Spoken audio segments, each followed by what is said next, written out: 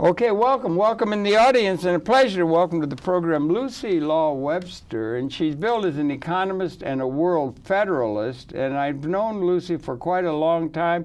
She's an economist for certain, and she's a very interesting person who's taken a very interesting and intellectually interesting take on the human condition, and a very serious scholar. And Lucy, welcome so very, very much to Conversation. Thank you. It was really good to see you the other night at that meeting where Carol and Maloney and Oh yeah, that's Jerome where we Nadler. got these badges. We got these from Trudy, yes, Trudy. Where Are the Women, which is a big issue and so forth. But I wonder if you could, we've known each other for quite a while, and I know you're a very serious economist, but could you share, as a way to wade in, your background, born and raised and educated a little, and then let's talk about cabbages and kings, or the state of the world. Okay, yeah. Well, I was born in Ames, Iowa, but I only lived there for 2 months, and then I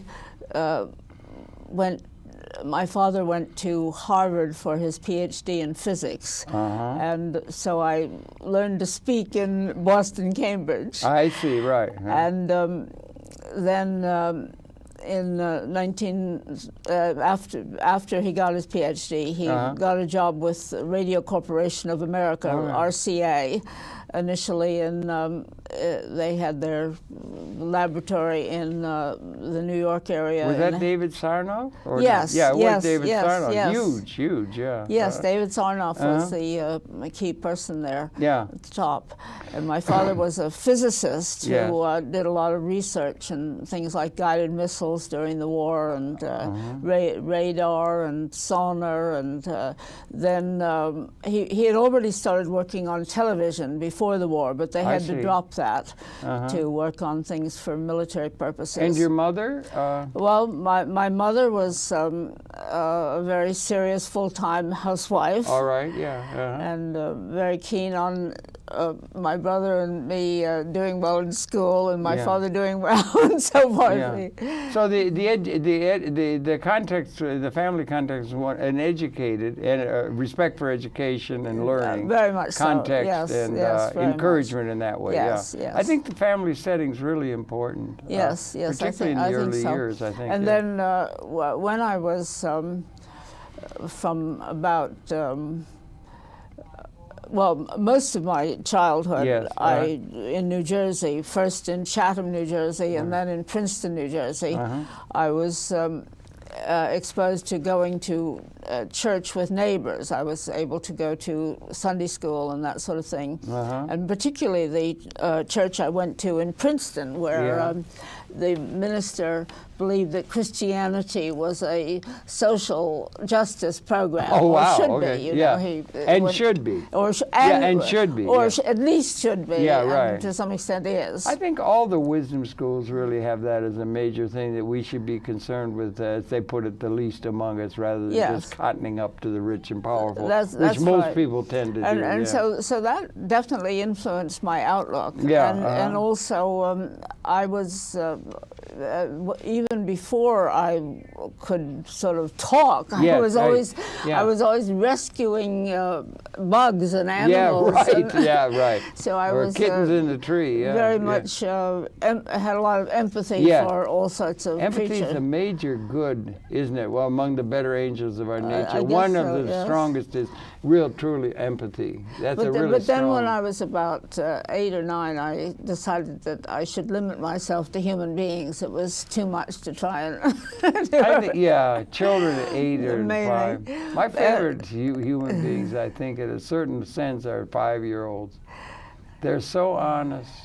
There's just absolutely no artifice. Yeah. It's beautiful. But and when I was 9, in a certain way. Songs of Innocence, I think Blake did. Right? This was during the Second World War, the beginning of the war, and I wrote a poem about an anti-war poem, and my first anti-war poem. Good for you. And it was published in Parents Magazine when I was 9 years old. So and I know. No. And then going to school, you went to university and... So I went to, in Chatham, I went to the public school, and they actually, we left there in at the end of 5th grade, because RCA moved its main laboratory to Princeton. Oh, that's how you happened to be there. That's Princeton right, Junction, they were there. That's right. A great that's big right. lab. I think it may still be there in Princeton Junction. So we moved from northern Jersey down to central New Jersey. Yes. And first I went to the township school. Yeah. But my brother, who's 2 years younger than me, he didn't bother to do any work there because they just gave him good grades because he came from an educated family or something like that. And my father noticed that he was not doing real work. And so he was then sent to something called Princeton Country Day. Oh, Country Day, yeah. And my parents thought that was so great that I had to go to a summer school too. I sort of protested on the grounds of being more egalitarian in my attitudes. Yeah. But I pretended that it was because I wanted to stay in the band. They played some sort of horn. Yeah. Anyway, I did end up going to Miss Fine's school, it was called then. It's now, the two schools were merged, and there's now Princeton Day School. I see, yeah, okay, and they gave me a Lifetime Achievement Award in 2007. Well, congratulations. For all my sort of international work. Yeah, so it's very adroit. So you went to there, and then from there you would go. Then I went to Wellesley. What was that a school that was like a preppy? No, no, it was a day. It was a day school. A day school. Okay, yeah. And then you went to Wellesley. Yeah. And then I went to Wellesley. What did you study in Wellesley outside of political science? You did. That's where you've been, right? Yeah, you've been in there, and economics. When did you get into the economics? Well, mostly later. I did study some economics at Wellesley, but mostly I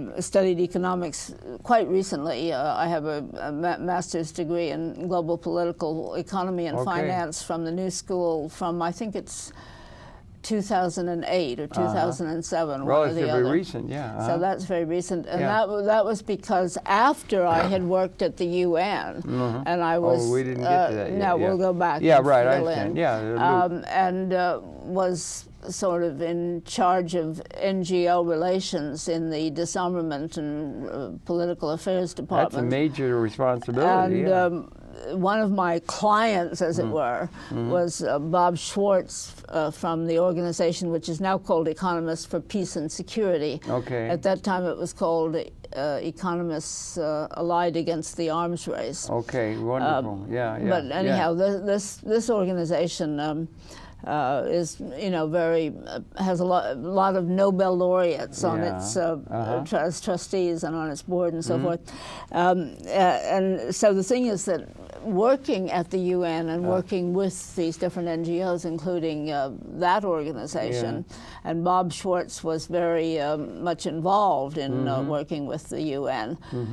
But they have mandatory retirement at the UN. So when mandatory retirement was approaching for me, I asked Bob to help me get a job in and I was thinking of working for Peace Action, but he said he had something else in mind. So then a little later, I became the director of Economists for Peace and Security, and I see. I worked there for 7 years. So you've been on that track, if it were, most of your adult life, on the peace track, as it were. Yeah, good for you. Yeah. Yeah. Good so for going you. back to Wells, right after, well, let's see. Right after Wellesley, no, before I graduated, when I was still at Miss Fine School, some students, young girl, I was in 10th grade or 11th grade, some students came across the street from the university, from Princeton, and they said we should start a World Federalist chapter. Wow, that early. Yeah. Good. So that was 1947, 48. Yeah. Way back, and that's what I did, I and two other students. And I was involved in that when I went to Wellesley, and the group that had been at Wellesley, which had been quite strong, had disappeared by the time I was there. Really? Yeah. Oh, so I resurrected a new World Federalist group, but by that time it was because of the Cold War. It didn't look so easy to just strengthen the UN and make a world federation. I mean, in 47, 48, 49, people thought you could do something, but once the Soviet Union invaded Czechoslovakia, NATO was 58. set up, and 48. 48, I mean. Yeah, that's what I meant. And NATO was set up, Warsaw Pact was set up.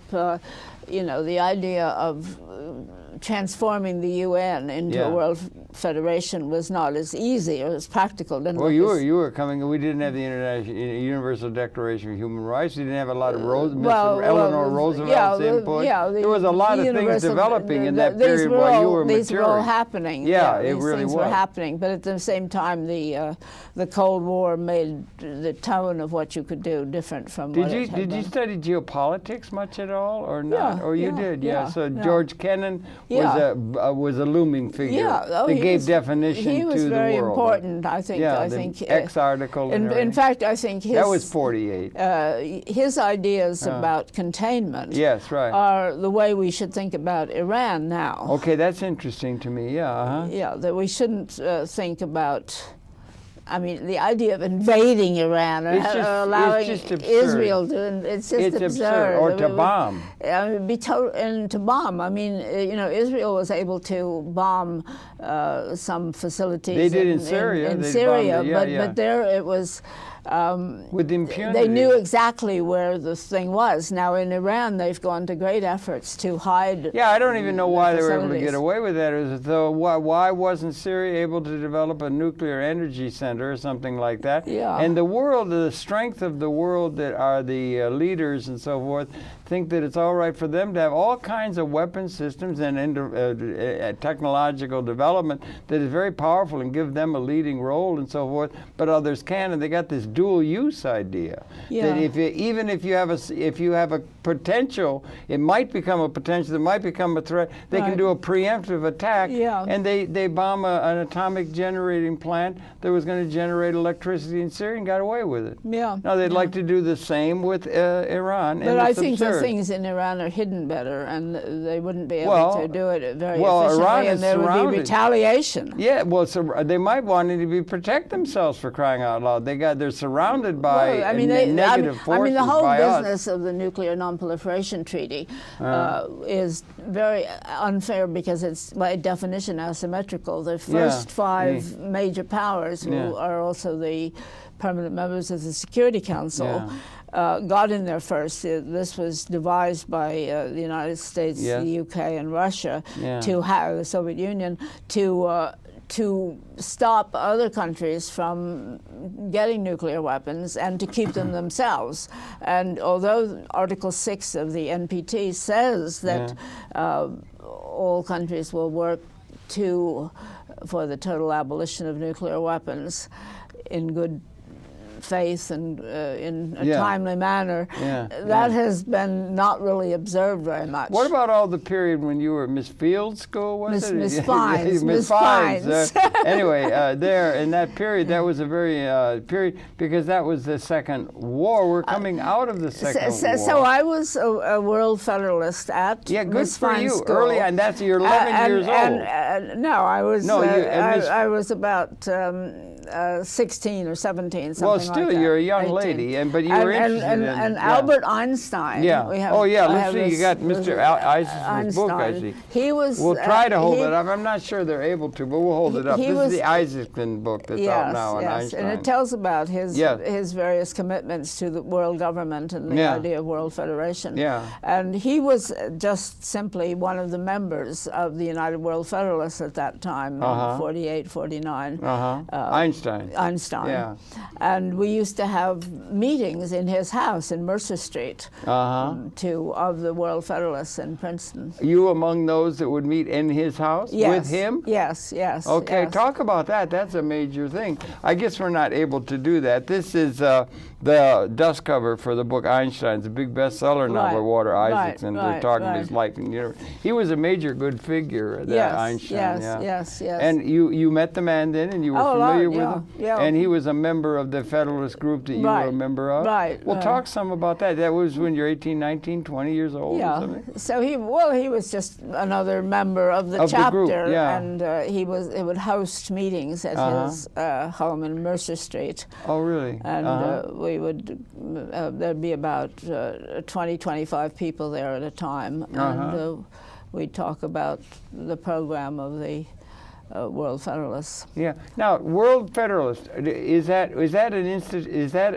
a grouping that you joined? Yes. In your chapter you helped form, it was a membership organization. But how long has the World Federalist, give the history of the World Federalist organization and also the World Federalist concept. What is the mission? What is the thinking that informs that? So during the Second World War, there were lots of people in this country and in Europe who said, we mustn't let ourselves create an organization like the League of Nations after this war, which then becomes sort of more a cause than a means for preventing the next war. We must have something more stronger and more effective and less mealy-mouthed, and also, of course, the United States has to be a party to this new organization, which, of course, the U.S. was not in the League of Nations. So that's one reason the UN ended up being in New York, to be sure the United States would become involved. And then Eleanor Roosevelt and other people were very keen. But the atomic bombs that were dropped in Hiroshima and Nagasaki, that was just a few weeks after the UN Charter was signed. Yes, right. And so lots of people who had been advocating for a stronger than the League of Nations organization during the war said, my God, we can't have a organization which is so much like the League. I mean, we don't have every country doesn't have the veto, but 5 do. Yeah, right. And here we have the atomic bomb and the potential to and blow up the world. And the looming `54 of the thermonuclear, the hydrogen. Yeah, with the Mr. hydrogen Teller bomb. Yeah, and that whole buildup was going to the tens of thousands with missiles. Right. So that was the basis for the big surge in interest in making the UN into a world federation. And many people still believe that one of the provisions in the Charter to have a special conference in 1955 to review the Charter was intended to make up for the weakness of the organization as originally designed. I mean, at the time, they could only get what they could only get. They could only get agreement on what was agreed. But the idea that one would have to have a stronger organization, and as early as 1955, that was a major focus. That was also the time of McCarthy. And then McCarthy was opposed to retrograde forces to effective international organizations. Right. And I actually in 1953-54 I went literally around the world. Good for you. And then I spoke to lots of groups like League of Women Voters and Junior Chamber of Commerce and what have you in 50 cities around the United States. The World Federalist groups in those cities sponsored me to come and speak to different groups. And one of the interesting things was the sort of McCarthy people kind of looming in the, for example, when I spoke to the Junior Chamber of Commerce in Miami Beach, there were people there who were quite into McCarthy's attitudes and so forth. So I had to kind of structure my remarks so that it made it clear that I was not a communist. Right. You were not a communist, and that's what they would try to. You're not a Islamicist in these current situations where that's the thing. But it's all changed and everything like that. But it was there, and you were doing. So you've been involved with that for quite a long time. That period of time, again, back to containment, it was Kennan who said that we would contain. They had the rimland and the heartland, and it had a geographical perspective. Mahone, was it, of the British sea power, and then even Carl Whithoff, the connection between the geographical positioning and the political context was important. And they had this idea, I'm not sure if you remember, it was he who controls the East European plain. That would be the same way that Mr.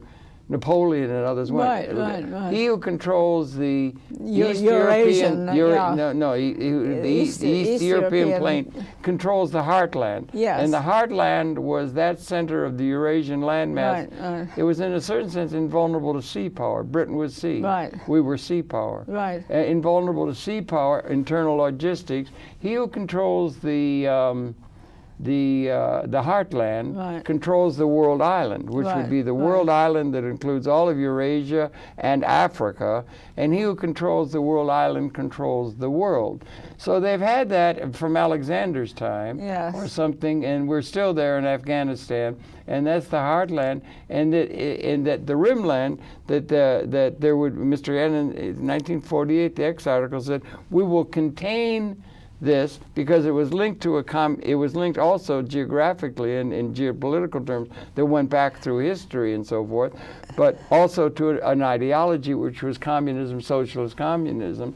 So that was the big worry of the world after the Second World War, or the world that we were in. And when he put the X article, that became the basis of the thinking of the geostrategic leadership of the world. Now, at that time... And he said, let me just say, I'll finish. And he said that there are internal contradictions to the Marxist philosophy. Right. They'll never be able, so what we have to do is contain it. And wait until it dies. Wait until it dies. It did. And then also in 1948,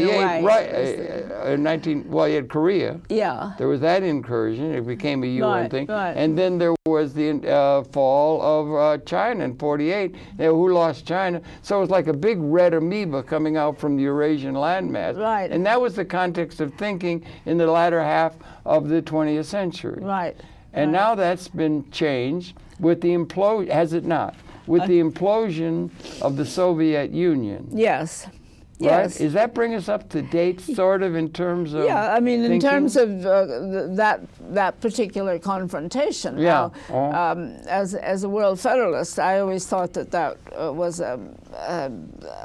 less than really good. Yeah. I mean, it was a correct analysis, but it wasn't the optimum analysis, in my view, because one wanted to have a global participatory democracy for everyone. Yeah, we've never had that. And that's never happened yet. But during the whole Cold War, there was a fair amount of communication between world federalists and leaders in the Soviet Union, and I think we had an influence on the Soviet Peace Committee and the academic groups in the Soviet Union. Good. And they, when Gorbachev came to the fore, and when Shevardnadze said, we no longer want to work particularly for the victory of the proletariat, the domination of the proletariat. We want to work for the Universal Declaration of Human Rights. That was in 1987. Yeah, that's getting very recent. And he met. So it took a long time. But I talked, spent long nights talking to Russians in Moscow and Helsinki and places about these different worldviews. Yes. And they recognized the World Federalist worldview as being a logical alternative to a communist worldview.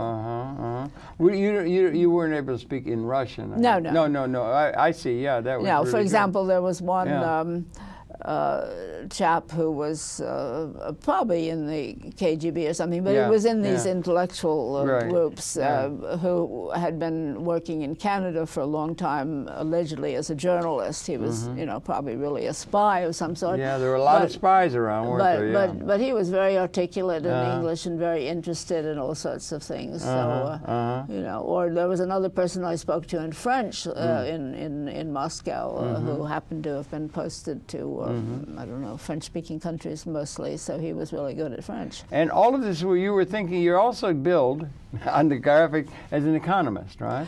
Okay. So did you do economist? And I said to a friend of mine, he said he's a psychologist. I said, if you are a psychologist, it doesn't mean a lot because you can be all the way from a behavioral psychologist, B.F. Skinner, all the way over to Rollo May in terms of it's almost hard. Same with the economist. Yeah, well, I'm a Keynesian economist. You are a Keynesian. Okay, we got you pegged, right? I believe that we have to have people earning money so that they can spend money to make the economy grow. Right. That's sort of almost like a law of physics. I think so. It seems they got to have but the ability. But there seem to be some Republicans who don't believe that. There are things that are going on now that are just beyond my ken in terms of coming out of the Republican quarter. Yeah. I mean, it seems, I just did a program with Trudy, our friend, mutual, saying that we were with those people the other night. Yeah. Political, savvy people, and they thought the election in November is going to be close. I can't imagine. Maybe we're coming out of a Republican primary season where it gets really off the deep end and everything.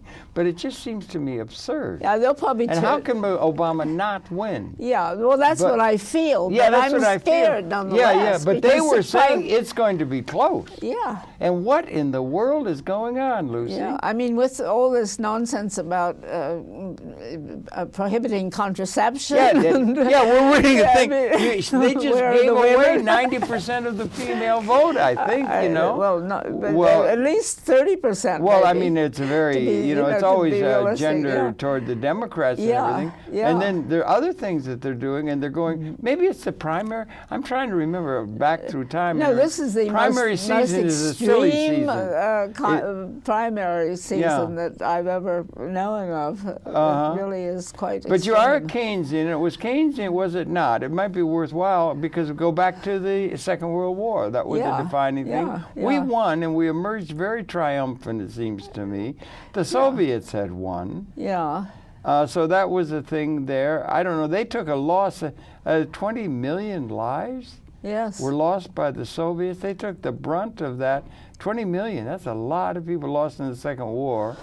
And so we emerged triumphant, had defeated Nazi Germany and so forth. And then we emerged, and so then we had we were the cock of the, and we said it, and it was Mr. the Bretton Woods. Yes, Bretton Woods set up the And it was Mr. Keynes was in the saddle, as it were, in terms of structuring the world economy and the economic paradigm coming out. Is that not true? He was the major one. Yeah, he was very important. But the dollar became very important, really, and the fact that there was all this Lend-Lease, which the United States didn't simply forgive. So, I mean, it wasn't as bad as after the First World War, when things were really set up to cause the Second World War by the reparations against the Germans. But, it was still kind of unequal diplomacy at the end of the Second World War, and the dollar was what won in a sense, and the United States became dominant. We were dominant. The world. We were dominant. We hadn't been bombed. We had everything. We had everything in order. We had a great time ahead of us because we could just turn out a lot of automobiles, and we had built up a huge. So I married an Englishman in December '55. And when you went to England the next week or two, it's still, you could feel the war economy kind of thing. Right. We had never been attacked. Except that little thing in Pearl Harbor.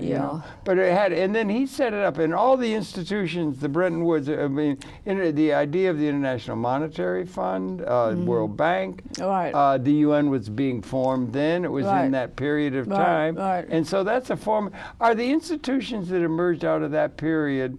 And let's say, the economic theory. He had competition from Joseph Schumpeter, I think the Austrian, in terms of him. But he was, I know in 1992, not only Mr. Friedman in Chicago, the Chicago School, but President Nixon himself, so we're all Keynesians now. Do you remember that? I remember he said that. It was true to say it was true for quite a few years. The postmodern Second World War was a Keynesian model in terms of economics, don't you think? What's going on now, or in the intervening period, in terms of economic theory, with all the supply side, Mundell and all of that? I mean, the problem is that what are we all now? People have allowed sort of automatic formula to take over, and power begets power, and the rich get richer, and the poor get poorer, and if you don't have an idea that government should provide equity and basic services for everyone, which is what the Republicans are trying to destroy, that idea, then it's just natural that things drift toward more power at the top, so that we are the 99%, but the 1% has an awful lot of money. And it's becoming absurdly so, as I understand it. I mean, it's just, I don't know, 6, 7, 8 banks or something are running the world. Well, and we're all, and they're all and the people. And they're very, very, and they're wanting very rich. And they're wanting very rich and getting richer. And we've broken the prescription against usury. We've done that. They're getting richer, and what they're doing is claiming their debt, and that debt's going to not come out of any of our earnings or a properly structured economic order that brought some, well, I would say some demand, or other than just labor, into the productive process to the people to clear the market. But there's this debt, and it's just going to go into them. They're going to take away any of the kind of social services, food stamp, anything that serves the people. Well, if the Republicans win the next election, that will happen. Well, it would be, but it's going that way anyway. It's tending that way. Yes, you're right. Yes, Mr. Obama was voted in with great hope on the part of a lot of people. But he couldn't control it very much. And look what happened in 2010 with them that winning was terrible. That really cut off. So what's happening, Lucy? What's happening? What do you think? What do you define? Well, I think the Occupy movement has been very important. I know. That has 10,000% gotten I people support to wake up and see that. What are we waking up to, Lucy? The fact that we have to have economic equity, economic distribution. We have to have jobs for ordinary people. We have to empower everyone. Everyone has to have the opportunity to have a job, have an income, have a life, and the very, very rich should not be grabbing it all. There should be the Warren Buffett sort of rule that they can't be keeping more of their income than their secretaries do. So his secretary pays a higher rate than he, and he's a billionaire. Yes. Yeah, but hasn't it always been that the people at the top, them who have get? Yeah, that's the natural tendency. That's the lesson out of history. But the New Deal and all the behavior of social democracy in Europe over the last 40, 50, 60 years has controlled that natural flow to the top. Was there an element of Keynes in terms of that development of private and public sector and that kind of thing? Yeah, I think so. You think? Yeah. I mean, well, but it's all dealt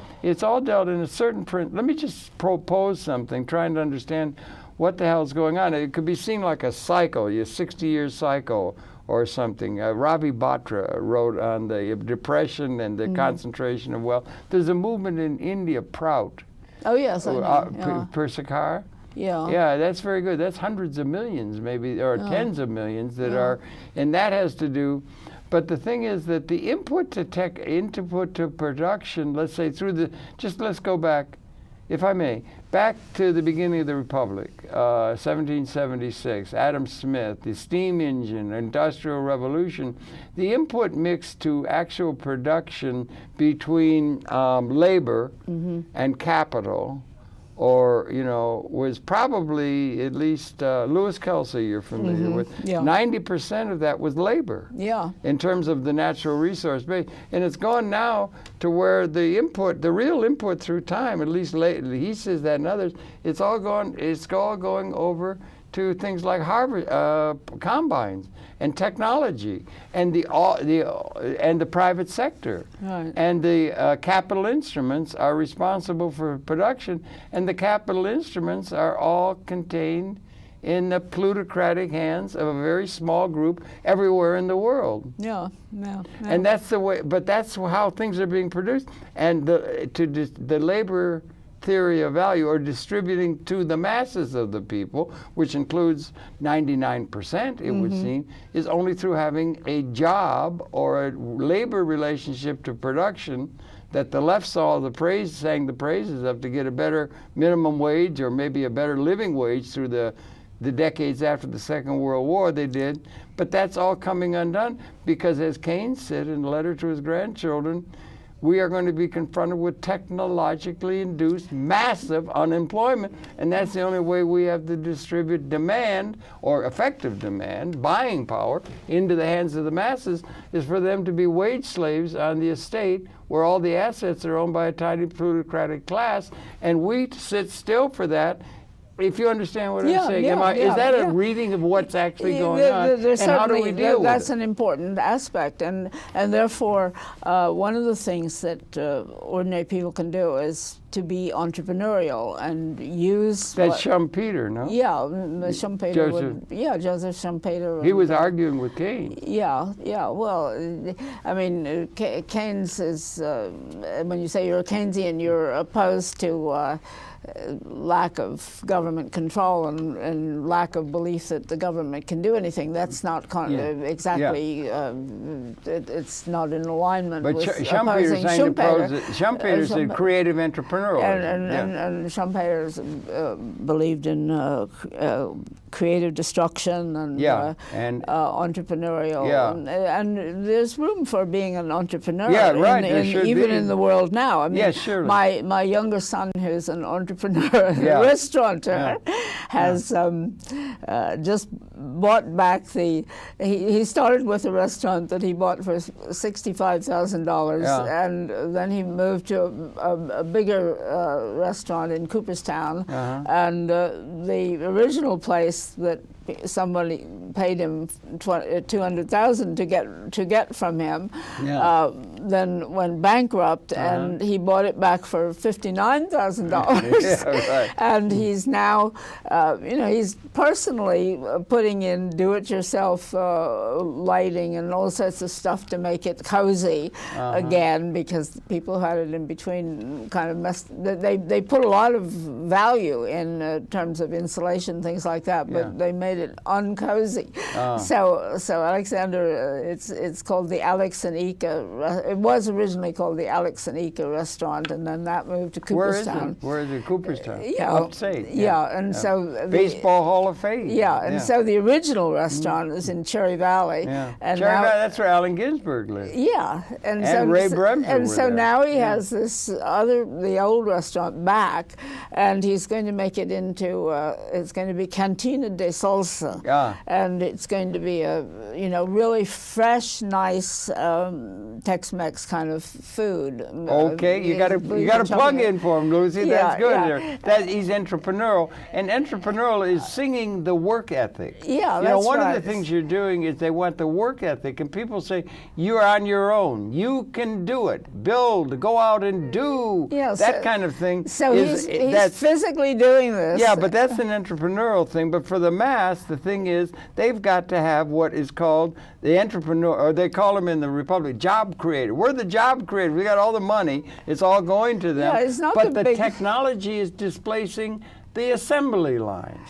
And all of the massive things that are being produced, the mass-produced things, are being done effectively, and people are being phased out. And so the idea of having jobs, and it just comes off the lips, we got to create jobs, and we do, because we're so tied up, but it's an outdated thing, and we've never had, I heard you say earlier on, a participatory democracy. We've never had it. Even in Aristotle's time. Not even politically, and definitely not economically. No, never economically, but both are worthy goals. Would be desirable. But the left, or the people who are concerned with the least among us generally, and that kind of stuff, they've never, they had a brief against the institution of private property itself. We divided everything up: private property, public sector. Public sector good, private property bad. They wanted to do away with it in the Soviet Union completely, in a collectivization thing, and so they had a Marxian thing. So they're against. So the technology is what's creating the wealth, and the people don't have any ownership of it because they've eschewed having ownership of been a piece of separated, technology, yeah. and the way they form the capital is all concentrated in a few hands, and more so all the time. Yeah. And the people are Well, supposed these to be. people who mess around with numbers in finance. Yeah, well, 40% of our economy is some sort of. Is that true? Does that ring true to you? As much as 40% of the economy is finance fiddling, making nothing except figures? Yeah, that's right. It's sort of absurd, Something isn't like it? that. I think it's absurd. Is manipulating the fact that we haven't gotten effective demand to the people through, let's say, ownership. Yeah. Now, right. is it wrong for somebody to own? I agree with Louis Kelso that people should have ownership. Everyone should have ownership. Now, all right, how do you make that happen? That is a bit complicated. Well, it is complicated partly because the left is all of the idea that having private ownership, they call it privatization, that's evil.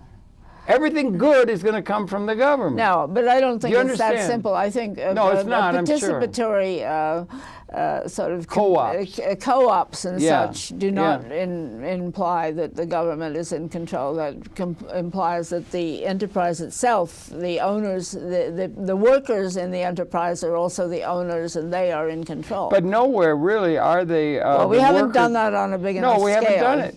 Partly because a little. The labor. My granddaddy was a labor organizer in Detroit. At the turn of the century, it was a lithographer. It was a guild. There were no labor unions. Right. And then they're fighting at Rouge Plant and all that. Right. They got them, and they had real power back, 40, 50. But you see, the labor unions are coming back in Wisconsin and stuff. I mean, I don't think you think they are historically. Well, I mean, they had 40, 50% of the labor force, AFL-CIO, were organized back in Nixon's time and that. And they had a place right across from the White House. They had power. Yeah. They're now about 5% of the private sector are unionizing and going down. No, and they're all being they're all being turned into individuals, and then they're scurrying around trying to be a thing. And the claim of Mr. Keynes, are you familiar with that? Do you remember it? What? The letter to our grandchildren. Oh, right. That's brilliant. And he said it's in the time of their maturity, which is now, you're going to be confronted with something you can hardly see, massive, technologically induced unemployment. Yeah. You don't need people to turn out a mountain of product. But let me just mention, my other son is an IT person. Okay, and he manages to use ingenuity, entrepreneurial skills, and technical ability to work with computers and all that sort of thing. Yeah, it's amazing. Within the context of this highly digitized world. It's coming exponentially. Yes, darling. It's going like this. It's going L-shaped. And it's coming in Niagara proportions. So in a sense, you have a bit of the ownership in that you have your own skills that. No, you're talking about an entrepreneur, but the entrepreneur and those things, they get an IPO. It all goes about 30 people at the top, and you just got a bunch of wage slaves. I'm talking about the mass of the world. But I know. Entrepreneurialism is not distribution of ownership or the work ethic. That's encouraging the work ethic. Yeah. Which is maybe a canard. No, but what I'm saying is that anyone can be somewhat entrepreneurial even within a corporate structure. Well, they could be, but one of the things is, are we just running?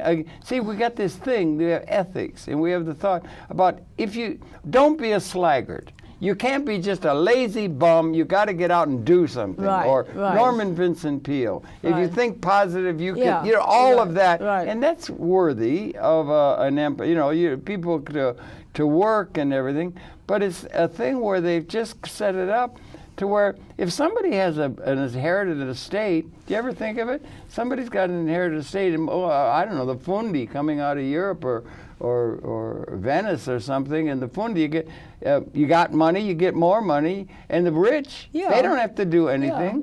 They've got a stock ownership, and it's all becoming terribly concentrated. Right. But they don't have to do anything. Yeah, look at Mitt Romney. The only reason they get money is because they have a share of stock of some piece of technology or a capital asset that's creating wealth, and they get the money. That should be for everybody. Yeah. So the work ethic can be used to keep people running on the treadmill, where they have and you get a massive plant. Everything's going automated. All the major things. In the factories in Detroit, they went from the farms when the combines No, but the came. factories aren't as bad as they were. The factories are not as bad as they were 100 years ago. I'm not saying they were bad. What they were was a place where they needed the labor. Yeah. They needed the guy to turn the nut. Right, but now they're more... Now they don't need the people. Yeah, they don't need And the as thing many is, we're people. still trying to make the fact that you do something, you get value. You get a work ethic, and you have to do, and that thing is a thing that's good but you for can the people. you can apply the work ethic to being a little more original and to breaking the job down in a way that is not so insulting to the human dignity. Well, you can do it. What do you do when you've got a combine that moves across 100 square miles of wheat out in, or corn out there, and they got 16 rows, and they can do it, and everything is done, and there's not even a driver. The whole thing is just being done. Thousands, they could feed the world, and they don't. And there's still the left or the people are saying, "Well, we ought to put it," and they don't even have a driver. It's run by an algorithm, and the whole thing moves through. How do you do it now? That capital instrument is owned by one class of people, and then the other people are trying to say, "You've taken my job." Yeah. Now they're going to do it on the assembly line for automobiles. They're going to do it when you get an algorithm that can displace 50,000 clerks checking box 6 on some sort of form like you had to have. You don't need them. You got the productive capability, but you don't need the people. Yeah. So it's a little grim. And then they're just trying to create jobs, so they're going to try and make work you're pointing things. to the grim side of it, but everything... Because they have not built a binary world. Practically nobody in the world, in terms of masses, has any ownership of capital instrument, wealth-creating stock. It's all owned by a tiny class, and we let it happen. Yeah. Why is That's that? why people or how do we deal with it? Well, I think individual people, like my restaurateur son, have to break in and... Well, no, that's the entrepreneurial thing. It's beyond that. Well, then you become an owner. Well, no, you do if you're successful. Then. 99% of all entrepreneurial efforts fail. I don't know if it's that. Yeah, or they get gobbled, almost. They get gobbled up. Yeah. Because there's economies of scale when you get big. Everything, Walmart. Or that's the biggest. And they get big and they get efficient. And it's technology and the work ethic. We ought to be against the work ethic. I mean, why not? No, somehow, maybe I'm going off the deep end, but I think we need something. Occupy needs something. I think you need to be against the inequity. Enslavement. Yeah, and, well, that's what's happening. Don't you see it?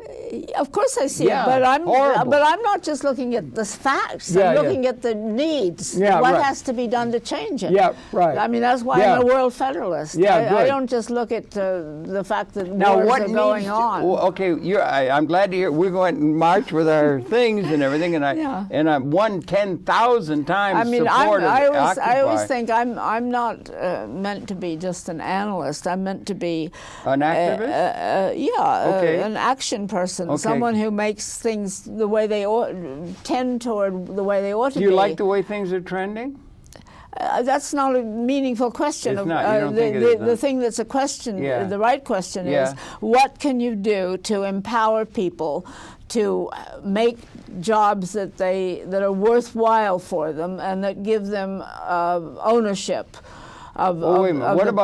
What about of if the process and of the capital? Okay. You use jobs. Yeah. That's the way we're going to do it. Yeah. What about the idea of distributing ownership? To the masses in some way. Well, I'm all in favor of it, but are you just talking about having a piece of legislation that says... Well, I don't know how it would. The Employment Act of 1946 is our basic pounding policy for this country, and it is the idea that we're going to distribute income to the masses through labor. They've got to work. Well, it's a thing for slaves. No, I'm not opposed to work. I'm opposed to We people, should be opposed to work. I'm opposed to people letting it overrun their lives and not taking charge of their work. You're not opposed to the idea that combine is all owned by one person instead of 1,000. If everybody had a piece of ownership of that, they would get income. Listen, a lot of my father's cousins had combine harvesters. Oh, really? Did they? Yeah. Yeah, and I mean, okay, I'm kind of opposed to agribusiness. I'm particularly I am too, because of the way they treat the animals. I'm also opposed to what they do to the animals. It's I'm also unconscionable. opposed to the way they dump, the cheap produce that is subsidized by the taxpayer and the farm policies in the United States and the cap policies in the EU, and then they dump this produce in less developed countries. Yeah, they dump it and they also subsidize. They got to eat something because they're powerful. They can buy the Congress. Yeah, well, that's right. Yeah. So that's bad. I know. Yeah, but, there's a lot of bad. There are lots of bad things. Yeah. But what I'm saying is that I'm not opposed to having my father's cousins have combine harvesters. I'm opposed to having it be subsidized, and I'm opposed to dumping the produce in developing countries where they're trying to develop their own production. Are you opposed to are you a Luddite? Are you opposed to the harvester that's very efficient? No. Are you opposed to the steel board plow? No, Are we opposed to I'm opposed to allowing you want production and growth. I want production and growth, but I want it to be used for the people. Yeah. But how about the ownership of the technology be in the hands of the people as a way of distributing demand that's in a world where but I don't know if you can legislate it just like that. No, not So I'm talking about the possibility of people taking charge of their own farm and making sure that their farm is not swallowed up by agribusiness. But one of the things that happens in the model, it's like a pattern. It's not the details of anything.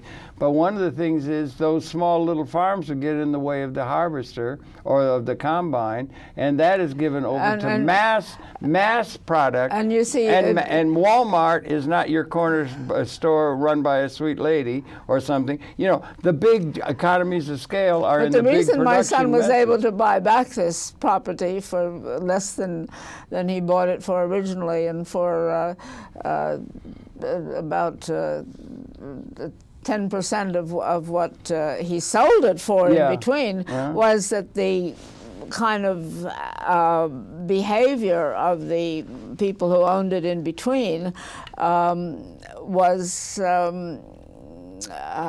antisocial, as it were. I mean, they were not. Yeah. When they make those big fields where you can get economies of scale or it's a model for Walmart or big, and everything, and so you just gobble up the small. Right. And that's what it's almost necessary. Listen, I want to show you something else. We only got a few minutes left. Give me. Okay, this is one. Oh, thank you. You were telling me. Let's see if you can bring this up on camp. Yeah, this is the book. So this is a very important book about nuclear disarmament and how it is possible, how it's necessary to do something about it, because otherwise you'll get more and more countries like Iran, North Korea, etc. They have a right to try to get nuclear weapons too, if we insist on keeping them. And all but about 2% of the nuclear weapons in the world are owned by the United States and Russia. That's right. So this is a book, and this guy who wrote this book is now going to write a book about World Federation. Oh, good. How to get democratic. This is Tad Daly. Yeah. How to get democratic world government. And what I want to say is that there's lots of stuff around with that idea of how to empower people at different levels. I mean, you're so worried about these combine harvesters, but I'm worried about the displacement of labor in the productive process when you've got everything predicated. The structure is predicated on the labor theory of value, and the sociological mindset is predicated on that. And we allow the capital formation to be done that concentrates all the ownership of what's actually producing wealth in a technologically oriented productive system. That's the trend of it. So I think people have to claim back. Well, I think you almost have to get to where people have to start claiming claims. Anything claim. Them. You have to have an ownership. We have to occupy. Occupy needs a vision. This is about weapons that are very destructive. Getting rid of weapons. Getting rid of them. Occupy needs a vision of a world without war. Yes, absolutely. So Tad Daly is not just opposed to nuclear war. Yeah. He's not just opposed to war in the Middle East now, war against Iran or anything like that. He's opposed to all war. Yeah, well, that would be good. Yeah, absolutely. We're working for structures that will... and your federalist, confronting war. That's another author. Exactly. Oh, this is another one that's working on the peace thing and on a federalist thing. And this is a book where... One Shining Moment. Okay, Gilbert Jones. Jonas. There's another one. Jonas. And in that book, which I actually have here, there's a picture of me. She's a font of information here. Really good. Let's see. So here's a photograph of me as the student chairman of the Good for you. I wish we US could come in World tight on that. If she was a young lady, then I don't know that we can come in on it. I guess we can't get that robo camera to work. The robo camera. That's a lovely thing. Yeah, good. Getting anything there? Boy, that's good. And you keep up all the good work. There was reminiscence. There was the source of that smile on your face. So this is when I was going to Amsterdam to run the World Student Federalist Office. Yes, okay. Yeah, that's beautiful. Yeah, that's really good. So, are you optimistic? We only got a minute or two left, okay? And we're sitting talking about a lot of things to get off on that. I'm really pleased that you're into that book, and I want to be in touch with that gentleman very much. You're going to help put me in touch with him. We can get him on. I would like to do that. But I guess I could ask a question. I'm very concerned because of the malfunctioning of things.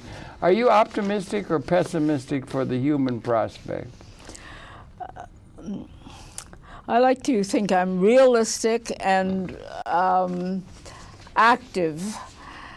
I think it's a question of how to empower more people to do more things that make their lives and the whole lives of everyone more in control of the situation. And getting into wars is something definitely out of control. That's something. A lot of it is still there. Isn't realpolitik still ruling? Whoever's got the gun wins. And if you win the war, you're above the law. You know, it's almost that way.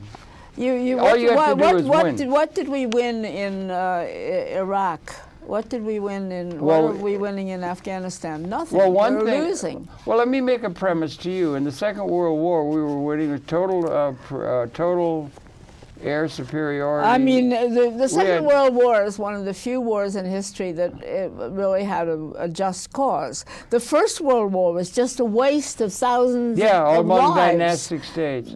Anyway, let's just say we're doing our level best to be able to be positive about the human prospect because it's on the cutting edge. It can go to where it can destroy the whole species. And we can destroy everyone. No, we can with now. nuclear weapons. That's new. That's what Einstein but it's recognized. so new in our time. Isaac Asimov said this is the defining generation. Right. Well, we have the ability to liberate. Okay. Or it could. We have the. It's a time of defining, a major time of defining. Oh, absolutely. Okay. But lots of times. Thanks a lot for viewing. It's your pleasure to have the perceptions. Lucy, it's great talking with you, Lucy. Thank you. Let's go to strike the set. Looks like we're being. We have to get out of the studio. Okay. Thanks a lot. Thank you. Okay. Trouble is, we got off in all these different things. That's what comes